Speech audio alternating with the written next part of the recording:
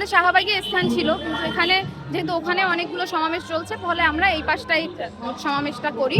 এবং আমাদের সমাবেশ চলমান ছিল। এই মুহূর্তে জুলাই মঞ্চের ওরা হচ্ছে একটা মাইক ব্যানার নিয়ে এসে আমাদের এই সমাবেশে বাধা দেয়।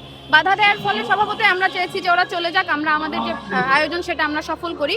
বাধা দিতে গিয়ে ধাক্কাধাক্কিটা হয়ে গেছে, ওরা একটা পর্যায়ে পিছায়ও গেছে, কিন্তু হুট করে ওরা হচ্ছে আমাদের হচ্ছে ওই ধাক্কাধাক্কি করতে গিয়ে এবং একদল লোক এসে আমাদের ব্যানারটা ভেঙে দিচ্ছে আর কি, জুলাই মঞ্চের। ফলে তার এই জুলাই মঞ্চের আমাদের যখন ব্যানার ভেঙে দেয়, তখন স্বভাবতই আমাদের ওখান থেকেও সবাই তাদেরকে সরিয়ে যাওয়ার জন্য ওই কিছু শাহবাগ যে থানার সামনে যে গলিতে সেদিকে নিয়ে যাওয়া হয়েছে আর কি। ঘটনা এটাই। আমাদের কর্মসূচিটা শান্তিপূর্ণভাবে এখানে চলছিল, আমাদের ইভেন্ট কর্মসূচির জায়গা ছিল ওইটা।